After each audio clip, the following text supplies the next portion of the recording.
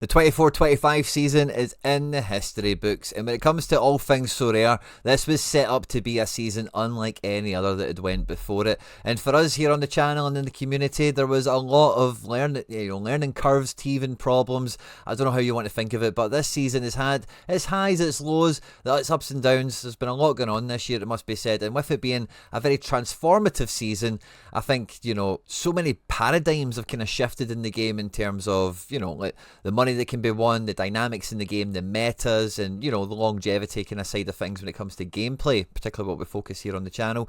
And over the last 5 seasons of me playing Sorare, one of the kind of one of the topics, one of the themes of videos that always is a lot of fun to make and you guys always love engaging with is how much money we've made on Sorare this season. And this will be the third or fourth video that we've done this season, kind of keeping you updated with how we've went.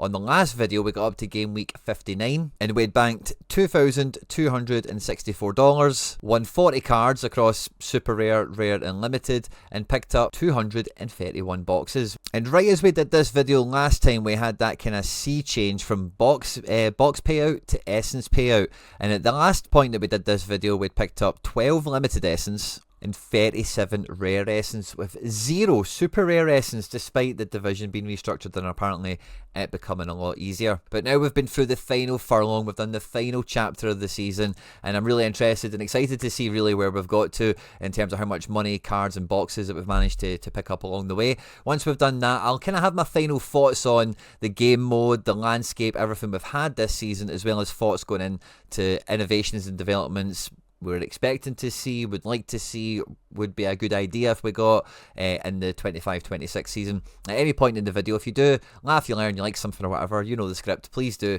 like and subscribe to the channel. If you haven't done so already, please do. It does make a big difference to growing the channel, and it really does make a big difference to me. So I really do thank you for everyone that supported the channel this year as a subscriber, a channel member, someone that just pops in and drops a like, whatever it might be. If you are brand new to Sorare and you haven't even opened up your account yet, there is a link in the description in this video that will get you the best beginner bonuses going. Once you click on that link and sign up directly, clicking on that link directly supports me and all the content here. So if you do get stuck, if you've got any questions, just jump into the comment section, I'll come and help you. But yeah, let's get stuck straight into this one, because game week 59 was a Champions League game week, and sadly there was no rewards for us here on this one. I did try and buy some cards and try and play the game a little bit differently to try and maybe just squeak myself in to a little bit of midweek rewards, but sadly we were 4 points off of something in All-Star, and the main competition 33 points away isn't really particularly close.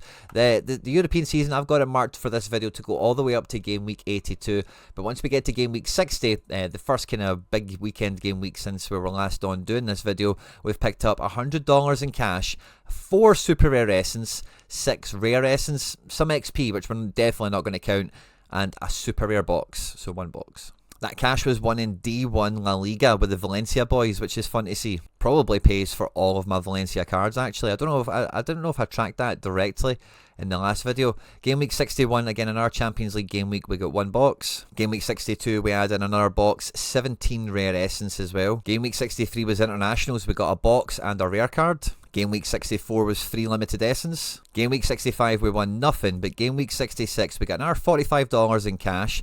We got 4 boxes, 8 rare essence and 5 limited essence. In game week 67 we finished 3rd, which I was absolutely buzzing about. We got actually a pretty decent score here.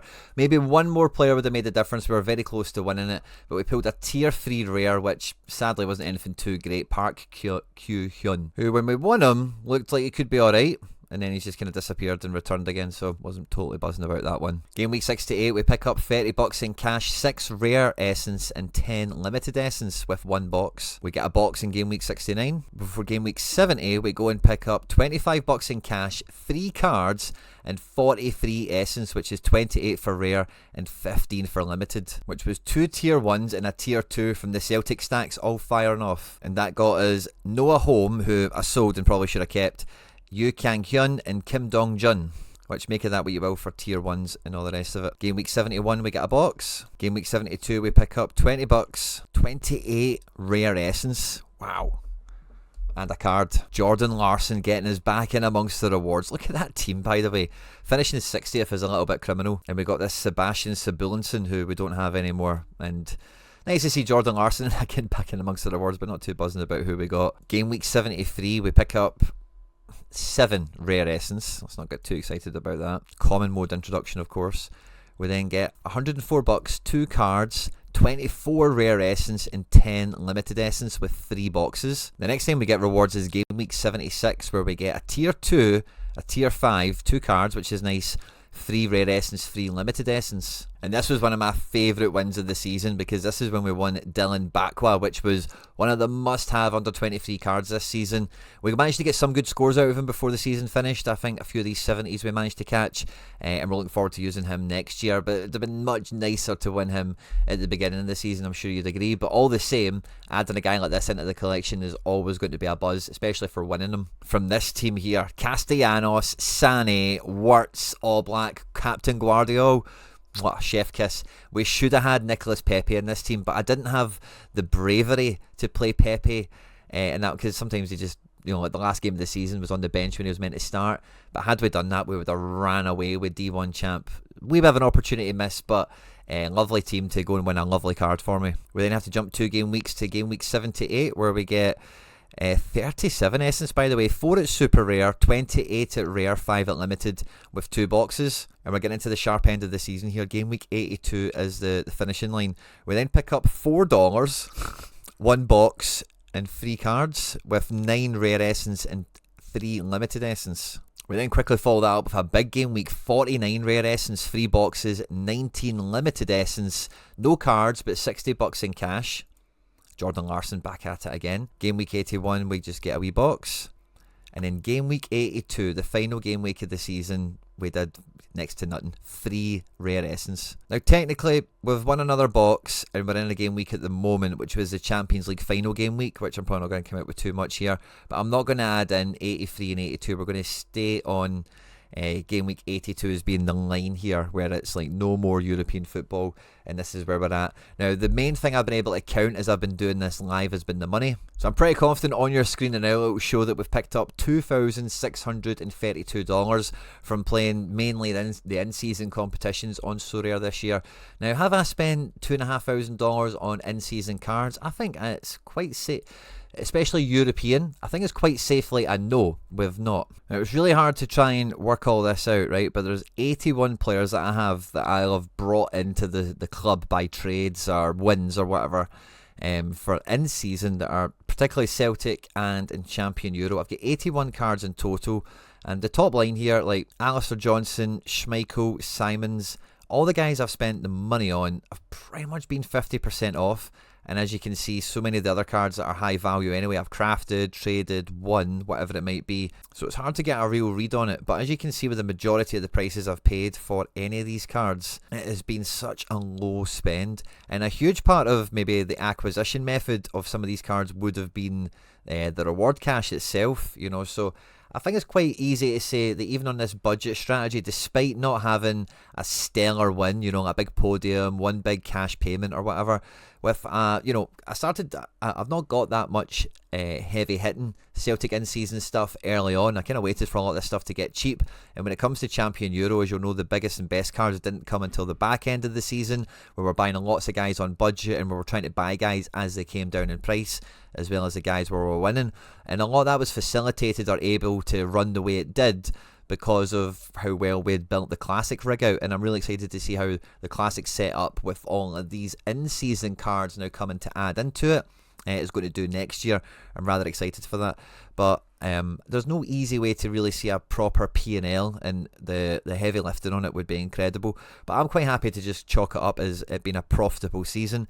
But it very much does fall into the least profitable season we've ever had on Sorare. Now, personally, I'm quite happy where card prices are for the most part. I really enjoy bringing new cards into the gallery. I really enjoy being able to go and find classic cards that other people are treating as trash because they don't get the in-season bonus with, or they're just spare parts or whatever.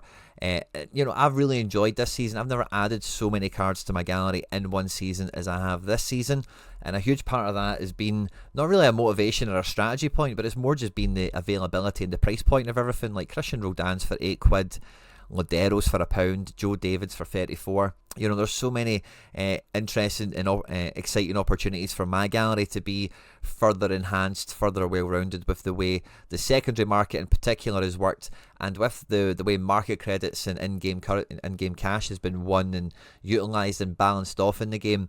Buying in-season cards at some point in the season is very achievable, realistic, and something you can think about. I think one of the main things for the budget strategies, I think going into it, that you're not going to start the season off with the top tier, the star level cards. You're hoping to win your Salah like I did, turn that into a Rafinha, or maybe squeeze out a wee Dylan Bakwa out of tier 2 if you fly high and you get a good reward pool, that sort of thing. And out of the, I don't know how many cards we finished with winning this season because I didn't keep track of them for that, but over 50 I would imagine certainly anyway. There's a good 10 to 20% of them that have been useful in the different regions that we've needed them for, some of them under 23, etc. And I'm going to be really happy to repeat this strategy next year, so much so we've already started to repeat it in MLS, but I actually don't think next time we do this video, maybe coming out this summer, when we look at how MLS has kind of carried the weight of the club on its shoulders, as it were, we'll see how that's kind of swung out. But MLS is just way harder to forecast, to read, and to connect the good scores with, in my opinion, at the moment anyway. We'll see how it progresses through the summer with Club World Cup and a few other bits and pieces. But I'm going to be very happy to go again at this strategy next year. In terms of European in-season cards that are non-Celtic, I didn't really have a clear strategy of what to do with that this year.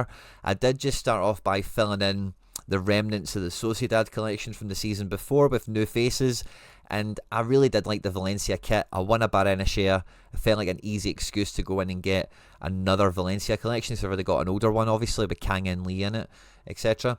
I don't have any real idea of what European team I might try and core into next year. I might not even do that at all.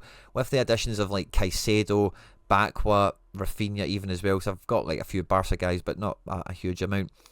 I'm still quite open to cherry picking guys as well, so I think maybe part of my strategy for in-season might still be on a budget, but it might be a bit more laser focused on this guy's way underpriced, will be effective and does dovetail with my classic card that can be used or whatever it might be at that time very well. And it might be a bit more of a cherry-picked approach rather than the approach I've taken this season of just trying to round off the edges with some legacy collections into the in-season so that they can dovetail well together in the short term before it's a fully fledged in-season opportunity. And then when it does become in-season, we can maximise it. But then when it goes the full circle and goes back to being like classic only, because now these European cards that were in season will be classic next year, they're not sticking out like a sore thumb. They still fit into the gallery, they still fit into the club, and they'll only make me stronger next season. But like I mentioned earlier, guys, it's easily been the worst season when it comes to ROI for me personally. Someone that didn't like go out and really attack the in-season, just tried to wean myself into it on a budget, as it were. And a big part of that has been Super Rare. Super Rare's been, even before thresholds and whatever, the Super Rare arena used to be really the high roller table, and that's why it was always very exciting for me to be able to get the high level cards, the low scarcity cards, the Super Rares and the Uniques over the previous like 4 seasons on Sorare, because even just doing okay and getting one win a season or whatever would have been way worth it. It's very exciting, very fun, and there was an edge to be had. But I've just not felt that way within season this year. Now I'm sure a lot of people that did have in-season strategies and go out and buy in-season Super Rares probably did quite well ROI wise. I don't think they were too wildly priced overall, but from a classic perspective, I didn't really feel, number one, my roster, I had bad luck with a lot of my guys, like transfers, injuries, crap, the team doing crap this year, to give it a real fair crack at the whip, to be quite honest with you all. But I really did feel that for 63 cards, decent, especially in La Liga, lots of main players and stuff like that, we did okay at times, but there was really nothing to speak about, and I just lost more and more interest in it as the season went on. This season, I bought like next to no Super Rares. I just got some on the secondary market because they became mad cheap, and just thought, why not? But as a competition format, it's the one that needs the most love. It's the most neglected, and it's probably the biggest reason for the head getting chopped off of how prolific I've been on the game this season. Because even trading Super Rares again was something that I made a lot of success out of, finding guys that were cheaper, waiting for them to bubble up and then cash in on them. And really that opportunity is not really there now for the most part, unless you're winning an in-season card. And this is all I got from Super Rare this year, which I did throw away 10 Essence on Arena, which I should have kept, and I would have had one more craft and we would have one more card to show for it. But this is really poor, like really poor across La Liga and Champion Euro, except Champion's a lot more competitive. They did change the structure. Did it benefit me? I don't think so. And I really do think Super Rare should be at least 2 divisions. The 3 division thing was okay, but the rewards weren't. But yeah, it's probably a subject for well, maybe it's not actually, because we're kind of looking at the back end of the season, obviously looking ahead to the next one.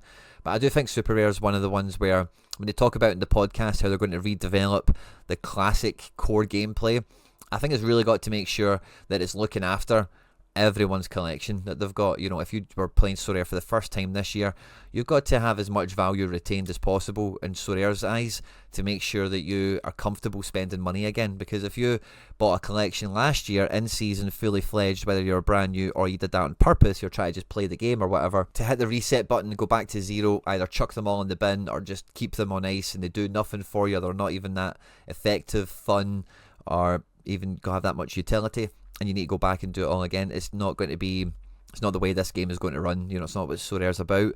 And I think the classic focus, I'm hoping that it's been as intent as I believe it has been. And listening to the podcast that Nicola and Dan done not too long ago, I'm quite confident that classic is going to get good special treatment, and I really hope that Super Rare is not. Like this season, it's felt on the outside. It feels like everything's about Rare and Limited, and I totally get that, and I'm kind of all about it as well. I don't mind. I like Rare being super competitive and very valuable the way it is. I like Limited not being too dissimilar for you guys, and the price point you can get players at being very appealing and very affordable. And I like what they've done with Limited and Rare this year. I think they've been very exciting. Scarcities, I found it very easy to add rare cards into my gallery this year in all shapes and sizes, ages and profiles galore, you name it. And at Limited, if I played Limited, I'm sure I'd feel just the same. And I know from you guys, like, the rate some of you guys are able to improve your gallery for not very much has been really encouraging, I think. So I think Limited should be entry level, should be, the cards for the most part should be somewhat disposable. At Rare, you maybe lose a bit of that as it goes up, and hopefully this season there's a wee bit more focus in the higher ones, I say, just for the whole game balance, as it were. I like how in-season and Classic worked this year. I'm quite confident and quite hopeful for some of the plans that they've got for the next season, especially with some of the stuff that they've done recently, like Select Your Target, the challenges, the streaks, all these little game mode things that they're adding into the game. I think are very valuable and are really going to make sure that everyone in the game is engaged and does have the potential to win something phenomenal if they're cracking it. Adding to that the arena gameplay, and I'm just seeing here that there's a special arena for 5 Essence, which is fun, as well as cap modes, Champion Euro stuff. What we've seen with MLS has been pretty exciting as well, and if you believe some of the rumour mill or whatever, that maybe Serie A and Ligue 1 are maybe close to being finalised and brought on board, there might be more league-specific competitions next year, which could be really exciting. But yeah, I think overall I have enjoyed the season. I think it's the mode, the structure works very well. As a player, like I've not, I got a bit disengaged towards the end of the season, but that's just kind of because of the rotation patterns and some of the stuff that I don't really have any influence over, which is kind of killing me. I have enjoyed the innovation of, being able to have late locks or rolling locks for some competitions if the conditions are right. And I think next year for European football, for Champions League, Europa League, etc., the system that they tested this year 100% should become the norm, because if you can change, if Champions League midweek stuff on Sorare has always been seen as like a bonus, and see if that bonus you can make sure, I do have a Barca stack, I do have a Benfica stack, a Celtic stack, a blooming Bruges stack, it doesn't matter. If you want to get your 5 guys in, and I think for Champions League, because they all kick off at the same time, it's a very good set of circumstances or situation to do the whole rolling lock, late swap, whatever we're calling it, situation with. I think with MLS as well, it would work very well if it permanently had that feature as well, because it is its own league-specific competition, and because of the way information is circulated there and everything, I think that'll work out pretty well. But I don't think we're going to get that for Champion Euro, Challenger, Contender. Maybe other league-specific competitions like Premier League and La Liga might get something like that. And again, I wouldn't really be against that. Would it make the gameplay better in those competitions? Absolutely. Would it make it harder to win? Absolutely. Because DNPs make up such a leveler across the platform. There's so many galleries I see that they do well. And this isn't a slur or a jibe or anything like that, but when you see, like, I don't know, the Wolves stack finishing top, There's probably a DNP Allison floating around. There's probably a 25-point Mo Salah floating. There's always other things that, not as well as your team smashing, there's almost always something else that will hold the opposition back in turn. And I think although it increases your enjoyment as a player, because I've got my players in, I back them, I believe in them, I can go for it, there is a bit of a loss of opportunity, I think, for the differentials and for the... Yeah, differentials is really the only way of putting it, to maybe catch or make sure they definitely get ahead of the bigger teams if something goes against them or goes more in the favour of the outsider, as it were. I do expect next season that the in-season competition will resemble MLS in the sense of, it might not be a streak, it might be maybe more of a threshold thing, more of a progress kind of bar thing, I don't know, but I think it might, I think there's a good chance it's different to streaks, not entirely, but at least in kind of theme or how it's activated slightly, that will require 5 in-season card entries. And I think early access was a big success. We'll see that come back, of course, but I think it's very important that they do maintain the one classic option at rare and at limited level. They did move the goalposts on super rare, and I would maybe expect them to change them back for the beginning of the season and then maybe just do what they did this season and turn it up as the year goes on, perhaps. And if we know that's happening, again, people can build their galleries appropriately and strategize for that. But I really do hope that they don't totally exercise classic utility in the in-season mode, because I think that's one of the key ways that you keep viability for classic in general, is because you want those stud cards to come into in-season with the collection bonus on it, the high XP, the captain's armband as well, to really help make the difference if you do have more of a budget team, or even just not the total star level 5 purely at in-season. As well as that, with the classic mode that we've kind of mentioned already, that they kind of leaned into on the podcast thing, like, I very much expect, we had some special weekly competitions where classics were allowed, or there was only like 2 in seasons. There's been other kind of things that have been done, and I can very easily see that classic gets... I don't think it needs a huge kind of jolt, but it definitely needs like a little bit more love. And I think the whole kind of economics, the balance of the competition, the format, the tournaments, whatever we're saying, across the limited and rare cards, the payout, the tournaments, the structures, in season and classic, will be pretty close to as sweet as they can get it, I think, So I think it's been a really good season in so many ways on Sorare. It's been definitely frustrating for me to not win as much as I've done in previous seasons, and it's been very frustrating, I would say, to not have cards been able to be traded and sold for quite as much as what I've done in the past. But for growing my gallery, for making my gallery more what I've always wanted it to look like, to have as many of the cards that I really want to own as possible, and still feel that compiling this roster, this gallery, this squad will amount to something meaningful, obviously profitable as well, but is still very engaging and still a lot of fun. I say, I don't know how much sweeter they can maybe get it. It's very close to being right on the sweet spot there, but yeah, the main footnotes will be just to make sure classic gets the same kind of love it's got. Same with under 23 as well. I see people worried that under 23 might get nerfed, might lose podium cash, might go away altogether, and I really don't see that happening, especially with it being a classic mode. And with classic now, I think classic is going to look much more like old Sorare. We'll probably have like the cap modes back, All-Star, U23. We'll probably have a mirror image of the in-season comps, and then maybe there'll be a few other wacky things in there, like Underdog will be back. Maybe they'll just put it all there and just say, right, on yous go. There's quite a wide breadth of competition. Bigger galleries can deploy more teams, of course. Smaller galleries can kind of pick their battles a bit better and try and carve out their edge. And then in season, we've got the regions, we've got the core leagues as well. I think it doesn't need to be a complete mirror image, but it can now operate probably as more of a yin and a yang, a bit more appropriately, which I'm really excited for as well. So I think, yeah, just a little bit more of that love, care and attention, whatever, for classic and rare and limited are pretty sweet for me. I'm excited for the season. I've not got too much on my shopping list personally. I have just recently got a classic De Bruyne in as well, so I think this classic Man City collection is probably the only kind of heart over head thing I've still got to build. The treble winning season for City, of course, Champions League winners for the first time, etc. So other than that, I don't really have much of an appetite for classic cards. I've almost got all my collections sorted at this point, and I've been saving up my essence. As you've seen towards the back end of that video there, I was clipping around the 24-17 rare essence mark every game week, and I don't think I'm going to get all the way to 500 by the time the European season comes back, but I'm going to get as close as I possibly can.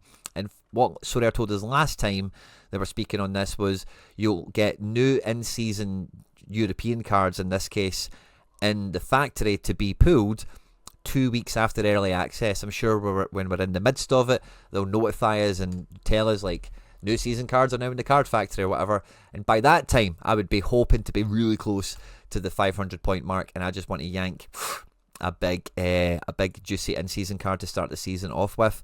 My composition of my essence is a bit of a cocktail, so it could be from any region, but I think there might be some innovations where you'll be able just to pull the exact thing that you want from the essence that you've had, if you kind of read between the lines with some of the stuff they mentioned in the podcast. And that's kind of all I'm getting this from, to be honest with you. And I like how the essence payout evolved throughout the season, but I do think boxes were really good, but boxes were so often a disappointment. And I have enjoyed, like, I've done better with capturing essence when it's been a fixed amount on the leaderboard. And I think with how they kind of screwed Essence up in their own, not a direct quote, but they admitted themselves that they didn't handle Essence well at the beginning of the season in box payouts. They then had to nerf it back mid-season, and then it felt like they'd overcompensated. So the back end of the year, they became quite generous with when they were giving it out. I think they firmly know the sweet spot for Essence to be in next year, whether it be box payout or fixed on the leaderboard. And I think, like, last year, we were all thinking, oh yeah, I'll save my essence up, it would be dead easy. It felt that way, changed, then it wasn't really that way for a while. And I think this year, like, you will be able to strategize quite comfortably and confidently around, I'm going to really have an essence grinding gallery where I might not get podiums and whatever, but I'm going to be pulling in 40 essence a weekend or whatever it might be. And then you can, have another angle on card acquisition strategy around that, which will be much more concrete and tangible rather than the essence ups and downs and payouts and whatever that we've had this year. I think that'll be an angle that'll be easier to tap into for those galleries that are, like, never on the podium, for those ones that are like, oh, it was almost my weekend but not quite, and you've just got that constant influx of essence, and then you can pull a really powerful card out of your factory for yourself, which is really the purpose of this in the first place, is to give people that do quite well often enough a payout that they would want, depending on how patient they're willing to be in the game. So I think this was a good innovation along with early access and all the other stuff that we've seen this year, but I don't think Sorare quite got the payoff from user satisfaction from this that they would have liked when it was introduced. But I think next year that'll change. But yeah, I hope you enjoyed this one, guys. If you haven't done so already, please do like and subscribe, all that good stuff. On screen there now some other stuff that I've made that YouTube thinks you might enjoy. Don't forget to jump into the comment section on this one and let me know your thoughts, feelings, takeaways, notes, even your tail of the tape for the 24-25 season on Sorare. How did you do? How are you feeling? And what you're doing for next year? Let me know. Stay out of trouble, and I'll catch you on the next one.